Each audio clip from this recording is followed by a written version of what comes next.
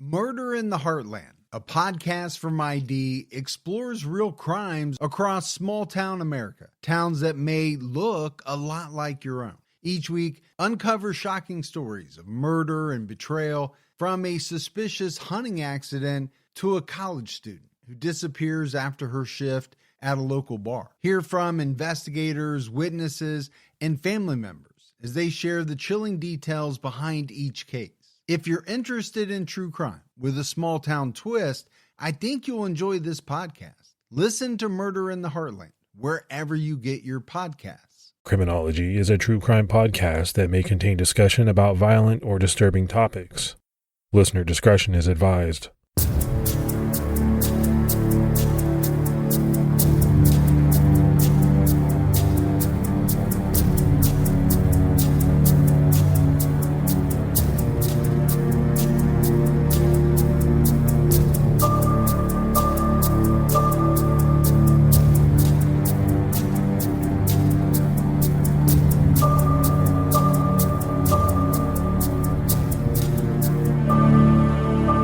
Hello, everyone, and welcome to episode 418 of the Criminology podcast. This is Mike Ferguson. And this is Mike Morford. Mr. Morford, how you doing this week, buddy? Doing good. We're talking before we started recording about our aches and pains and getting up there in age and comparing notes. But I'm here. I'm talking and hanging out with you. What are you doing? It's the fun part, right? I haven't talked about this in a while, but there's the research part, which, is fun in its own way, but the recording and us going back and forth, that's really the fun part of the week for me.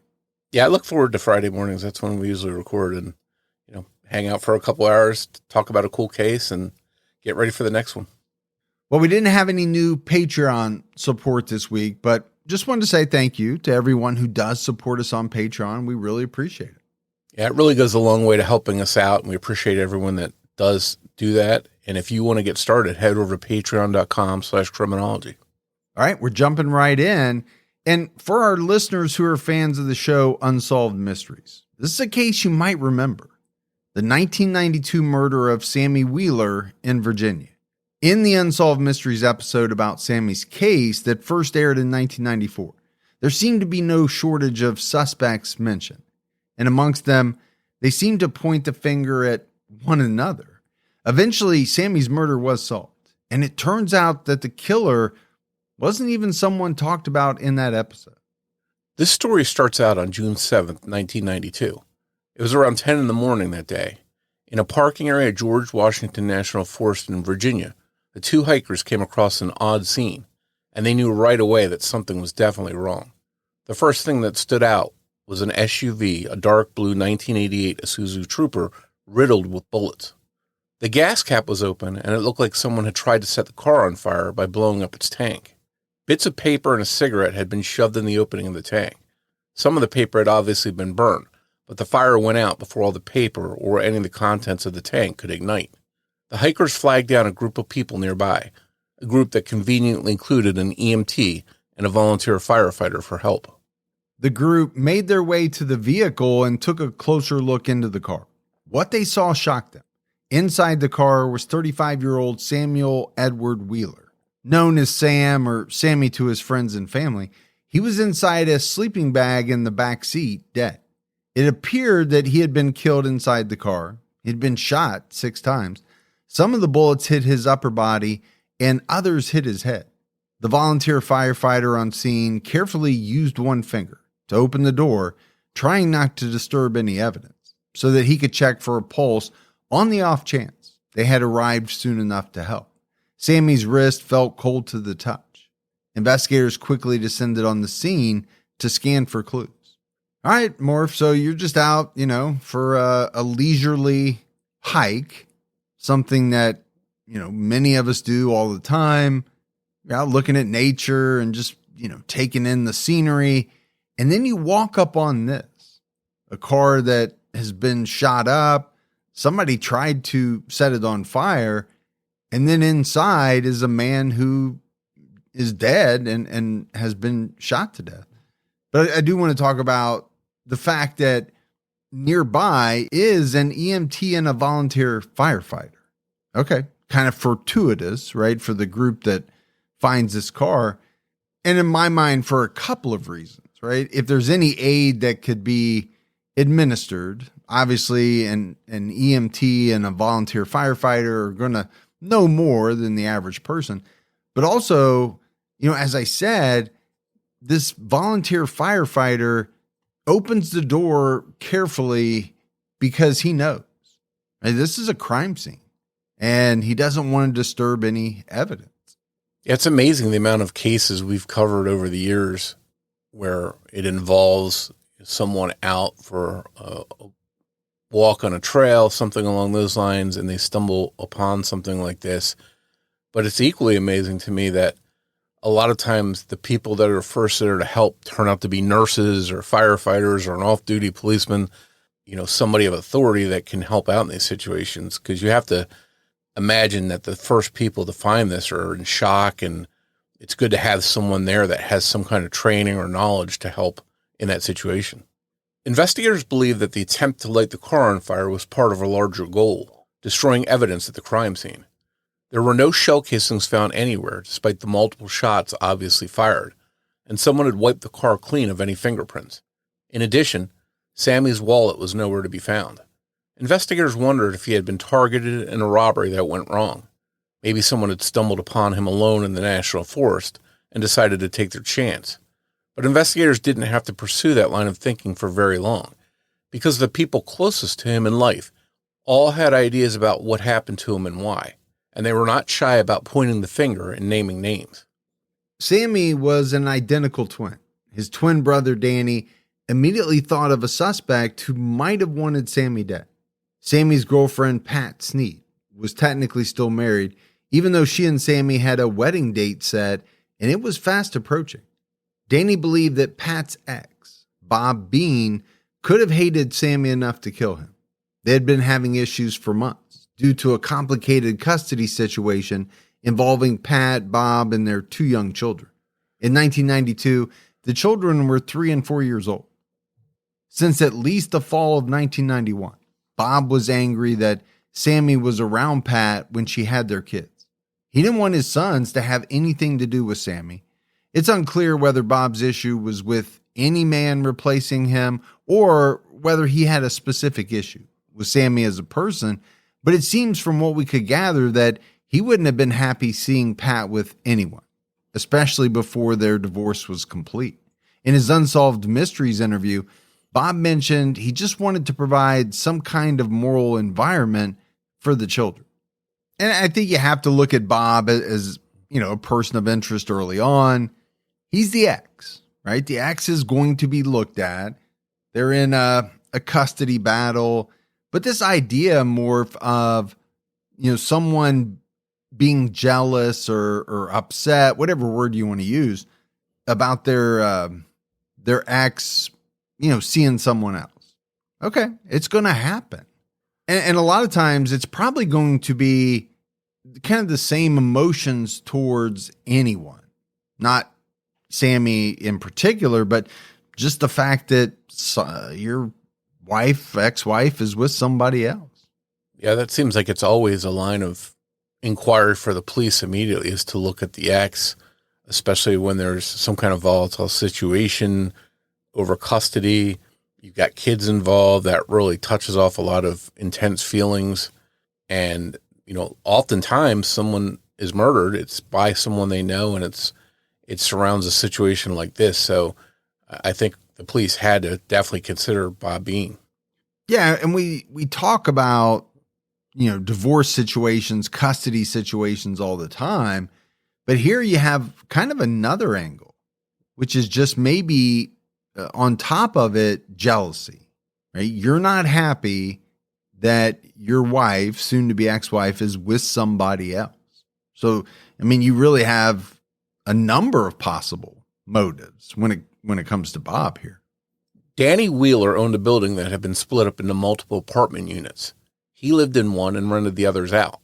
Toward the end of 1991, Sammy moved into one of the units with Pat and sometimes her children. Bob didn't like this arrangement, so he went to court and filed a motion regarding Sammy and the children. In February, just 4 months before his murder, a judge ruled that Sammy couldn't be around the boys. Sammy and Pat didn't have to break up, but they would have to find different places to live. And if Pat had the boys, Sammy couldn't go see her. They would need to make sure that the kids were with Bob or a babysitter if they wanted to have a date night. So it certainly caused some bad blood and friction. But it seemed like Sammy was okay with this arrangement. He just wanted to be with Pat, and he wasn't going to let Bob or the courts tear them apart. So he moved out of his own apartment and moved into Danny's unit. But this wasn't enough for Bob. He hired a private investigator to tail Sammy and see if he was really staying away from the boys. Apparently, the PI caught Danny talking to Pat when she had the boys. Now, it's unclear if the children were actually there and interacting with Sammy, or if he was just seen at the apartment building at a time the children would have been inside. The PI could have seen his car parked at Danny's and assumed he was at Pat's. There's just not much information about this supposed incident, and we don't know if Sammy really broke the court's order. All we have today is Bob's word, that his PI told him this is what happened. I get where Bob is coming from. He wants his boys to be safe. We don't know all the information here about Sammy or his background. You know, if he had a criminal record, if he was, maybe a drug abuser, things that might put his children at risk. I can see taking all these precautions, but it seems like he was really going overboard here if there's none of that at play. And, going back to the judge ordering Sammy not to be around the boys, I wonder what that's based on. If they were just dating and there was no criminal record or nothing to put the kids at risk, why would the judge come to that decision? So that's just something I've been thinking about as we've got up to this part. Yeah, I'm with you. Yeah, again, not much out there in the research about it, but it was kind of an interesting decision. It seems like there had to have been something there for the judge to make this, decision that Sammy was not to be around the boys. It had to be more than just Bob being angry or jealous. But what it is, we don't know. After this private investigator incident, Sammy decided to be even more careful. If living in a different unit wasn't enough, he wouldn't live in the building at all. He decided to start living in his SUV. He took out the rear seat so that there was enough room for him to sleep comfortably. He could stop by his brothers here and there, but overnight, he and his car would be far from the boys. There would simply be nothing to misconstrue, nothing to report to the judge, nothing else to fight about. He felt that it was the best way to handle the situation. But reportedly, just 4 days before he was murdered, Sammy was still basically being stalked by supporters of Bob Bean. This time, it wasn't the private investigator following Sammy. It was Bob's teenage son from a prior relationship. He was taking pictures of Sammy as he left his brother's apartment at around 5:30 in the morning. This obviously upset Sammy, so he went to talk to Bob's son. Eventually, they went their separate ways, but police wondered if this confrontation could have been the final straw for Bob Bean. So two things jump out at me here. One is that, you're just really seeing the scope of how far Bob is willing to go. He's not backing down and he's pushing this thing. And the second thing is, obviously, Sammy really cared about this woman deeply, wanted to be with her because he's taking some extraordinary steps. He's willing to live in his SUV. Yeah, it seemed like he was trying to make the situation work and listen to what the judge said, keep Bob happy by not being around the kids. So seemed like he was going out of his way to do his part and make that work. And it wasn't just the custody situation that made Danny believe Bob could have wanted Sammy dead. Bob and Pat's divorce was apparently set to be final just 2 days after Sammy was found dead. And Sammy and Pat's wedding was set for just 2 days after that. If he wanted to easily get rid of Sammy, Bob was running out of time. But Bob felt that Danny and Pat had stronger motives. In the Unsolved Mysteries episode, he said he knew of two things that would come between twin brothers, money and a woman. Pat had started to suspect Danny of Sammy's murder after a friend told her that he was secretly in love with Pat and had been for a long time. Maybe his jealousy was finally just too much to take. They were identical twins, after all. What could Sammy possibly have that Danny didn't? If Sammy was gone, he could easily just take his place and marry Pat. Danny denied these allegations and said that Pat was like a sister. Looking back on things, Pat started to believe that Danny's emotional outburst upon being informed of his brother's death was just an act. He had immediately told the officers to go find Bob Bean, and then grabbed his own shotgun and tried to march right out of the apartment past him. What seemed like somebody completely distraught over losing their other half, losing a connection most of us will never be able to understand, could have also been a misdirection and a way to seem surprised about what he already knew. Danny started to wonder why Pat would lie about him being in love with her, or why she would ever try to blame him for Sammy's murder. This made him begin to suspect that Pat had killed Sammy. After all, she would have known exactly where he was supposed to be that night, and Bob felt that it could have been possible too. He claimed that about a week after Sammy's murder, the children started showing signs that they knew something about what happened, and the only way this would be possible is if Pat was responsible. They first started talking about how Sammy was found dead in his own SUV. Obviously, they had to explain to the children that Sammy was dead, so he wouldn't be coming back, but how would they know, very specific details?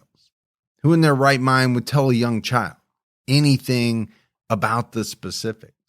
When he started asking them more about what they knew, they said they were actually up at the National Forest and that they went there when Sam got shot.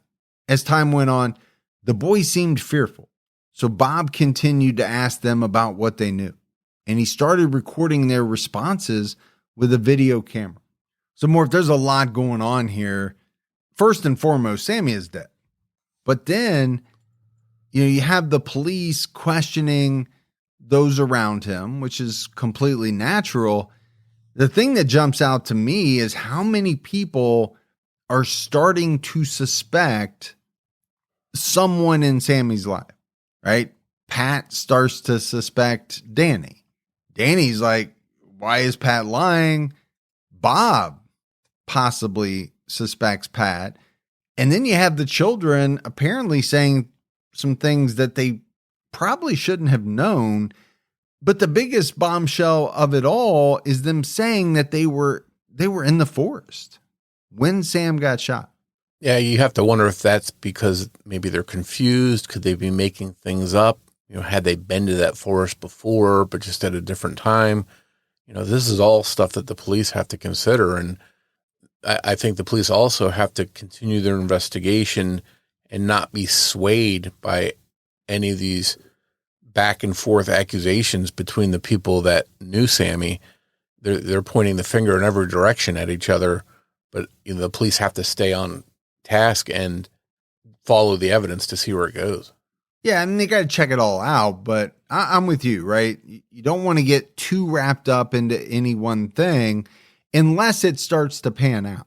But the other thing is, these two kids, they're only 3 and 4 years old. So, 3 and 4 year olds say some wild stuff. You got to keep all of that in mind as well. We already know that Bob wasn't happy with the custody arrangement. Sure, it was supposedly Sammy that he had a problem with, but eventually Pat would probably have another boyfriend, and he would have the same problems with him.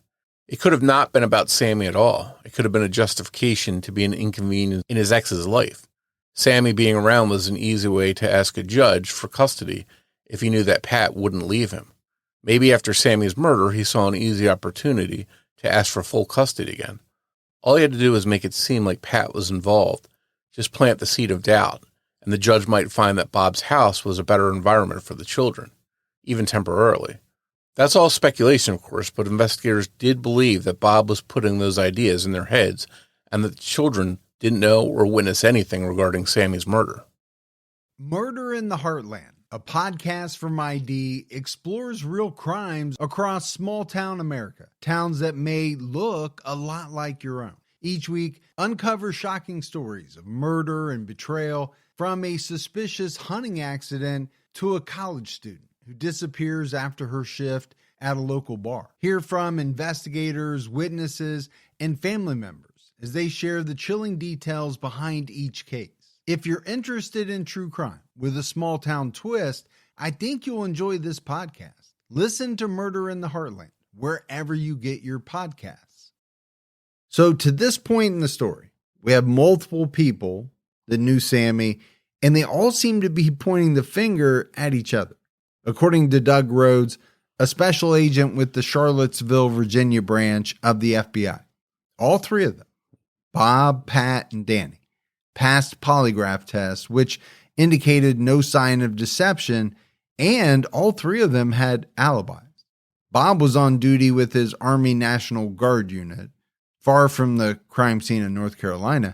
He told WHSV.com, "I was in the middle of the woods with my National Guard unit on my 2-week summer camp.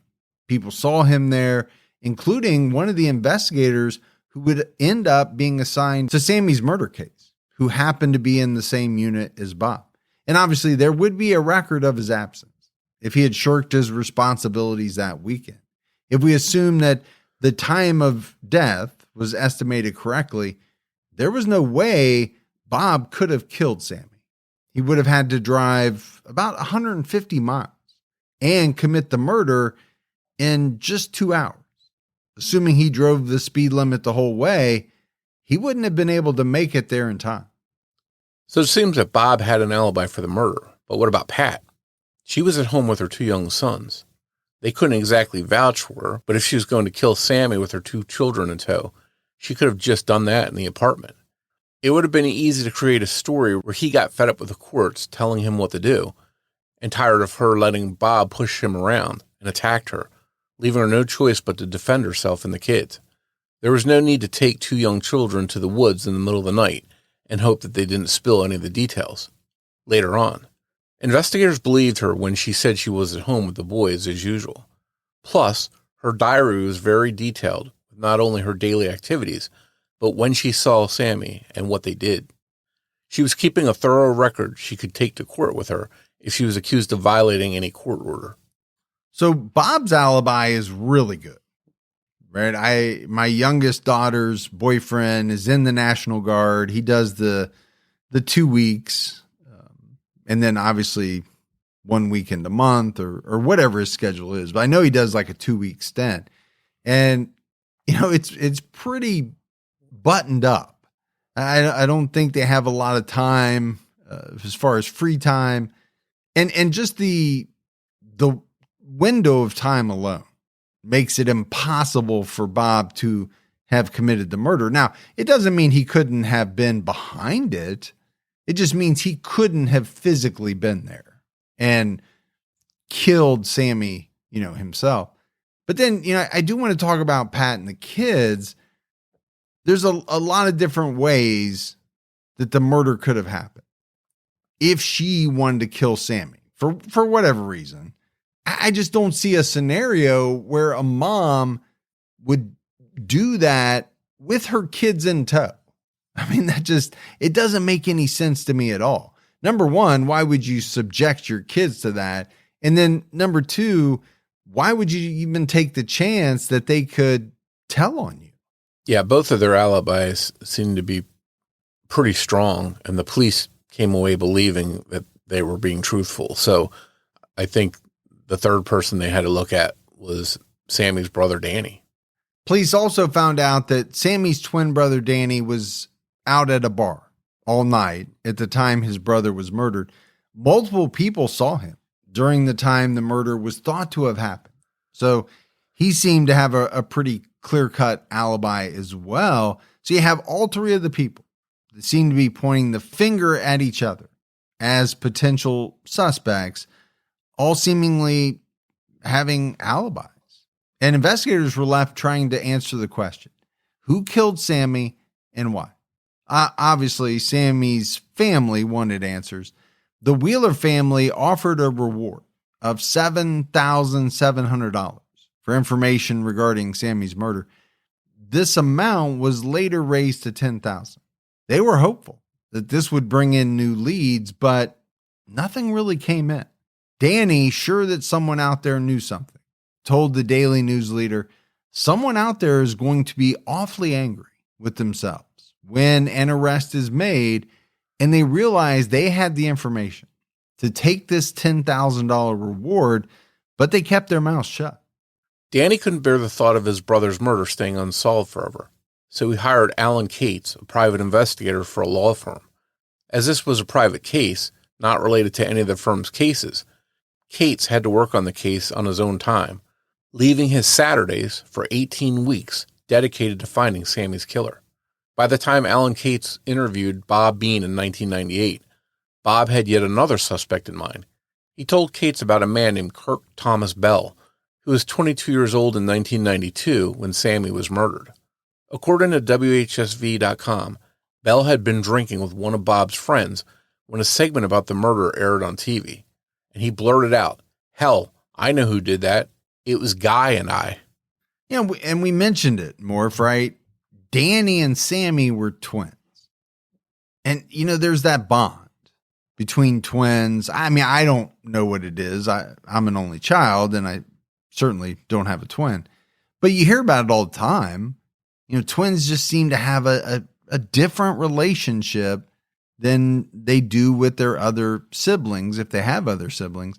So it doesn't surprise me at all that, Danny is fixated on this, right? He wants to find Sammy's killer, so much so that, he hires a private investigator. Now, this private investigator doesn't interview Bob Bean for like 6 years, right, after the murder. But it seems strange that Bob has now another guy that he believes was involved in the murder. I mean, I'm just wondering why at some point during that 6-year period, he didn't give this information to police. Yeah, it does make you wonder if Bob had this information or the suspicion why he sat on it. And, if you're someone that suspects Bob and thinks he had some shady motives or was involved in some way, it probably doesn't help paint a good picture of him. But we also don't know when this alleged kind of confession happened, right? What year it happened. So could it be possible that this guy, Kirk Thomas Bell, someone who had not been mentioned early on as a suspect, might have been responsible or played some role in the murder? Until everyone started pointing the finger at each other, investigators actually thought that the crime scene looked like a crime of opportunity and that Sammy was an unfortunate random victim. As it turned out, they were right. August County Commonwealth's attorney A. Lee Irvin told the news leader, 2 drunks were just out there raising the devil. Kirk Thomas Bell and his childhood friend, 23-year-old Guy Jackson Price, didn't even know Sammy Wheeler, didn't know that he would be there that night, and didn't realize he was actually inside his parked car when they came upon the scene. This was an actual case of the victim just being in the wrong place at the wrong time. On the night of June 6th, Bell and Price had been aimlessly driving around, drinking, and basically seeing what kind of trouble they could get up to. Price was on leave from the Army and needed to let loose while he could. They got the idea to head to Elkhorn Lake and do some spotlight hunting, which is where you go hunting at night and use bright light to spot and shock the animals. In many places, this practice is illegal because shooting at night is just inherently more dangerous than shooting during the day, and it's also more cruel to the animals being hunted. The light makes them freeze up and reflects their eyes, making them incredibly visible and highly vulnerable. It gives them no chance to get away. It's less of a hunt, more of a slaughter. Yeah, I don't hunt, Morph, but, I do have experience with deer. We have a lot of deer around where I live. And, if you're driving the back roads at night, you really have to be careful because it's entirely possible that, if a deer is standing in the road and, you come over a hill, your lights shine on the deer, they don't move. They just kind of freeze. Yeah, I've never gone spotlighting for deer, so I don't know everything that's involved, but sort of like you touched on, you can clearly tell just by driving by and your lights shining on them that they sort of freeze up and stand there and don't really move a lot of times. So, that seems like a tactic that if you're going to do that, it would be easier to get these deer. When the two men got to the George Washington National Forest and the parking area near Elkhorn Lake, they spotted Sammy's SUV parked there. According to Bell, Price got out of the car with a .30-30 rifle and suddenly started shooting at the SUV. It was only after this shooting that either of them realized there was someone in the car. And when they looked closer, they knew that the person had been shot. Panicked, Price picked up all the shell casings, and the two decided to get out of the area. But Price's erratic behavior continued. As they were driving around, after shooting a stranger, Price felt that a truck was following them too closely. Bell pulled the car over to let the truck pass, but Price shot at the driver. While pulled over, Price heard a cow in a field and decided to shoot it too. So Bell is telling this story, right, to police, and obviously he is putting it all on Price, and it's actually kind of a wild story if you think about it. So, they're out, they're drinking, they're raising hell, they're doing whatever. But to see an SUV just parked in the forest and think, oh, I'm going to grab my rifle, and, 30-30 is a pretty large cartridge, and I'm just going to start shooting the car, having no idea whose car it is, what the situation is. That just seems so strange to me. Now, obviously, at some point, they realized there was someone in the car who they had shot, or at least who Price had shot. So they panicked, they picked up the shell casings and got out of there. But then even after that, Price is like shooting at a guy in a truck. He's shooting at a cow. I think erratic is maybe almost an understatement here. It didn't seem like they were criminal masterminds trying to hide and get away with what had happened. They're out shooting cows, shooting at other people. And, who knows, maybe that other driver didn't even know that he was being shot at. But I wonder if he had come forward and reported being shot at that night, say, maybe the police would have put two and two together and said, maybe we should try and see if this is linked to Sammy's murder. And maybe that would have helped, provide answers sooner. And you say, not criminal masterminds. And yeah, I get that. But, just the very idea that you would think to pick up all the shell casings. Well, there's definitely some thought to that. You did something wrong.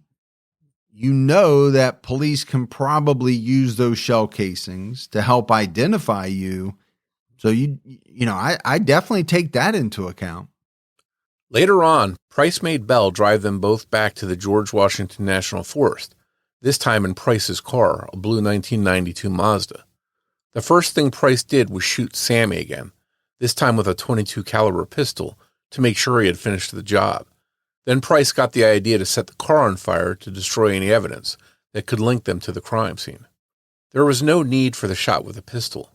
One of the shots from the .30-30 rifle had gone right through Sammy's heart and his left lung. He was already dead when he was shot in the head.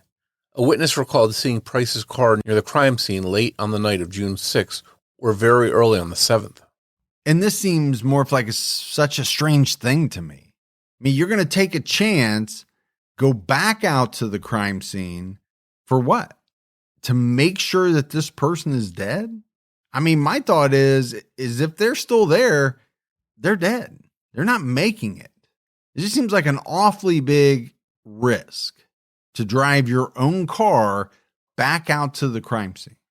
And maybe that goes directly to your criminal mastermind thought. Yeah, it is odd because on one hand, they're trying to cover up anything that links them to the crime, set the car on fire, taking shell casings, but then they're doing all this other stuff that might draw attention to themselves. So it's a conflicting activity they were doing. And maybe the going back to shoot the person again wasn't the main motive. right? Maybe it was to set the car on fire and get rid of evidence. And I mean, we know fire does destroy evidence, but we also know in this instance, they weren't successful, right, in setting the car on fire. Murder in the Heartland, a podcast from ID, explores real crimes across small town America, towns that may look a lot like your own. Each week, uncover shocking stories of murder and betrayal, from a suspicious hunting accident to a college student who disappears after her shift at a local bar. Hear from investigators, witnesses, and family members as they share the chilling details behind each case. If you're interested in true crime with a small town twist, I think you'll enjoy this podcast. Listen to Murder in the Heartland wherever you get your podcasts. Only 1 week after the murder, Price was stationed in Germany. Later at a preliminary hearing, Bell said, "He said if I said anything, the same thing would happen to me." And this was him trying to explain why he didn't come forward with what he knew. He said he was also afraid that even if he lived, he would be found guilty of the crime just for being there with Price. Despite the threats from Price, Bell cooperated with police. 29-year-old Guy Jackson Price was arrested on July 24th, 1998. He had left the Army in 1996, likely after an injury because he was receiving checks for 50% disability while working at Walmart. He was charged with first-degree murder, use of a firearm during a felony, and shooting at an occupied vehicle, and held on a bond of $75,000. The fact that he had been stationed multiple places throughout his military career was used as a point against him, making him a reasonable flight risk. Investigators recovered both of the guns Price used to shoot Sammy during a search of his parents' house in Daleville. A shell casing found in the field where the cow was shot and killed, the only shell casing not picked up by Price, matched one of the guns. Price tried to downplay his involvement, admitting that he was there when Sammy was shot, but he claimed that Bell was the one who pulled the trigger. In his version of the story, they were only at the crime scene once, in Bell's car, a green 1977 Chevette. A jury did not buy this version, because first of all, why would Bell have had guns that belonged to Price? And if they were only there once, in Bell's car, how did a witness see Price's car there? The members of the jury, 3 men and 9 women, believed Bell's version of the story because it matched more evidence than Price's version. And you can kind of understand that, right? Maybe why a jury would be a little dubious of Price's version of events. Number one, he's on trial for murder, so he's got to come up with something, right? That's something that we see all the time. And it's very common when you have multiple people involved for one person to then turn around and blame it on the other. But the gun thing, to me as a juror would be a big deal. You're saying that Bell committed the crimes, but the guns belong to you. Okay. Doesn't make a lot of sense there. Also, in your story, you guys only went out there one time, and it was in Bell's car, but we have a witness saying that they saw your car there. I think in this kind of situation where it's one person saying one thing, the other person saying the other thing, that the jury has to sort that all out and try and figure out which version is correct, because they both can't be correct, and come to a conclusion based on the totality of everything.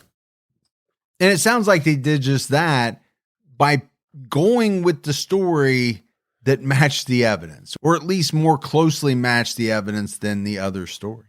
On May 22nd, 1999, just 2 days after going on trial, the jury found Price guilty of first-degree murder and recommended a life sentence plus 8 years. He was sentenced to life in prison with the possibility of parole. In 2004, Price tried to appeal on grounds of ineffective counsel, but the motion was denied. Price's case is an interesting one. He first became eligible for parole in 2012, but the board denied his motion. He tried again in 2017 and 2019, but both times he was denied parole. It looks like he had to wait at least 2 years between requests for parole, but in March of 2020, the year after he was denied parole, he requested again, and this time it was granted. And this was the start of the COVID-19 pandemic. And without it, Price may still be in jail to this day. If we think back to that time, many facilities were dealing with overcrowding and a spread of COVID, and many offenders were released during this time to try to help manage the spread and keep people healthy. And we all know, 2020 was a crazy year. There was so much going on. It was a bad year, no doubt about it. But when it comes to criminals, we know a lot of them were let out because of the overcrowding and the spread of COVID and all that. When you do the math, Morf, this guy only served like 22 years of a life sentence for murder. And I have to believe that COVID played a part in him getting out. It seems there's no doubt. And I know people can be rehabilitated, can learn their lesson behind prison. We don't have enough information to know if this guy Price was remorseful, or maybe they took that into consideration as well. But to me, this is a guy that it wasn't a spur of the moment thing. He took the time to clean up the evidence. He went back to the scene and shot the victim again. I feel that this is a little bit more of a serious crime, given the fact that he went to these extra lengths to cover it up and ensure that his victim was dead. So I'm a little bit surprised that he didn't do more time. Yeah, I am too, but I do think you have to look at COVID, and I think it played a big part. Heck, we know who was the big serial killer who they almost let out? Was that the Green River Killer? Somebody was like slated to be let out accidentally or something. There's no way that he could be. No, I heard he was dying though. Yeah, I don't know if it was him. There was a big killer who was on a list to be released. And I think they figured it out before he actually was released. I can't remember who it was, though. Yeah, it has to be pretty serious conditions during that time with COVID in prisons to let somebody like that kind of killer out, or at least consider letting him out. Price was only about 50 when he was granted parole and released. It seems like that's not too old to cause more trouble if you're the kind of person who will just shoot at parked cars, passing drivers, and cows for no reason. Maybe he was truly rehabilitated and maybe received treatment and is no longer so unpredictable and dangerous. He was an Army veteran and had served in the Gulf War. Maybe he was suffering from some mental health issues after that, which were treated or got better over time. We have to hope that the parole board knew what they were doing. We can't find any information on Price after his release from prison. It appears Kirk Thomas Bell died on February 23, 2025, just over 1 week after his 56th birthday. He never faced any charges in Sammy Wheeler's murder after confessing to police about what he had witnessed. And my thought is, if you're Price, you're probably trying to keep your head down because you don't want to be in the news. You don't want anybody to know anything about you. So hopefully he's definitely walking the straight and narrow. Yeah, to get out after that reasonably short amount of time, hopefully he's doing something better with his life.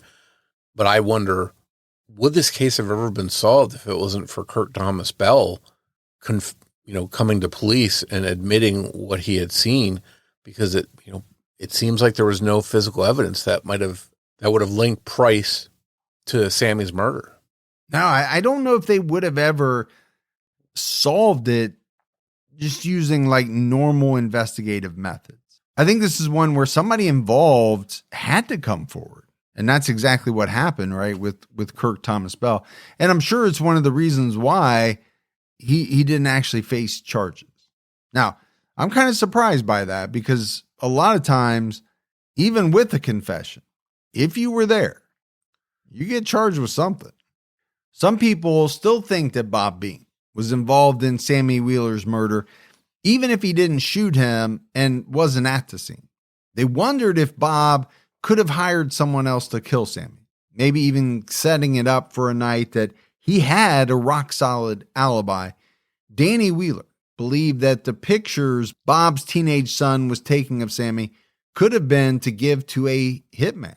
But Bob laughed off this idea, saying that the FBI combed through his finances and saw that he wasn't really in the position to afford the expense of a hitman. But in Danny's belief that Bob was ultimately responsible, he didn't have to pay anyone a dime. Danny told WSHV.com, "I was sure it was Bob or one of his family members." One thing that some people point to that may be a link to Bob Bean is that it was Bob Bean himself who was able to direct the private investigator toward one of the two people who were at the scene. Maybe he did know Price, but decided to try to distance himself from him, so he led the investigation to Bell instead of Price. Why did he wait for a private investigator to ask him if he had heard about some confession? One reason might be that there were multiple jurisdictions involved in the investigation. Maybe he didn't know which one to call since it had been so many years. Or maybe he didn't take it seriously, but since he was being interviewed about the case again anyway, he decided it was worth mentioning. We just don't really know. There are rumors that Price's father was in the same National Guard unit as Bob, and that's how they knew each other. But then how does Bell factor in, and what was in it for him? And I think more if the finance part, okay, I'm sure police looked at that. I don't know how people kill for money, but I certainly don't understand how you'd get somebody else to kill for you without giving them something. And most of the time, that's, a chunk of money. And that's going to show up, I think, pretty easily in somebody's finances somewhere, right? Once they comb through. Yeah, we know that sometimes you don't have to pay someone with money. Sometimes it could be a case of blackmail or something else that they're going to offer them to give them later on. So, but in this case, it doesn't seem like there's any evidence that Bob was connected to the murder. My other thing is, Price did try to roll over on Bell. Why wouldn't he have tried to roll over on Bob if Bob was involved? He could have tried to cut a deal where he testified against Bob and maybe got a reduced sentence. It didn't seem like he tried to do any of that. So I'm not seeing the Bob angle there at all. In the years since Sammy's murder and since they pointed the finger at each other, Danny Wheeler and Bob Bean have actually become pretty close friends. The two went out to a bar together for a celebratory drink. When they learned there had been an arrest in the case, it seems that Danny believes what investigators originally thought. Sammy was a victim of a random crime. Danny has talked about how grateful he is that Bob forgave him for the accusations and actually went on to become one of his biggest supporters. Bob told the news leader, "Sometimes good people make honest mistakes," explaining how he could put it all behind him so easily. Alan Cates, the private investigator, told Greensboro.com, "I've never seen nothing quite like this one, with everyone accusing everyone else." Before becoming a PI for a law firm, he spent 18 years with the Alamance County Sheriff's Department. He called being able to provide closure in a case like this the ultimate high. For Danny Wheeler, finding justice for his twin wasn't just closure. The arrest gave him his life back.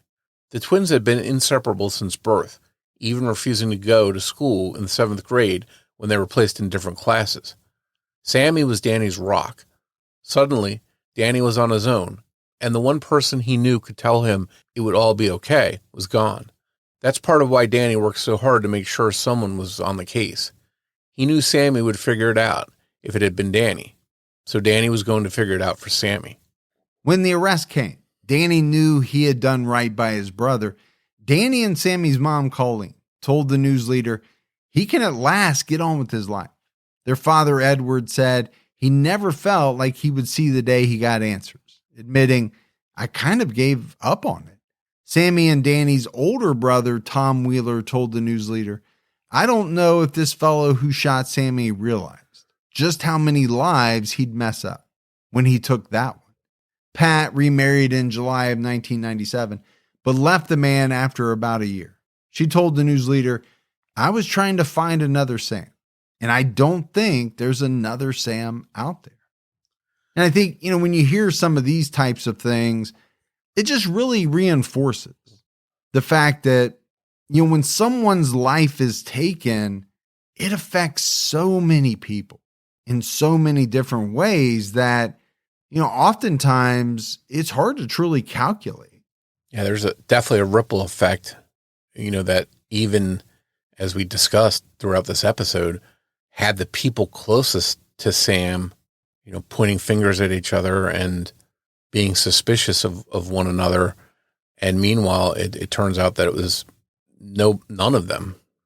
And the one thing that really jumped out at me was, Danny talking about, or his parents talking about how he couldn't really move on with his life until the arrest came.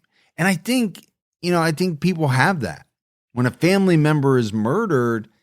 For a lot of people, right? It changes their life in such a way that it's almost like they can't move forward.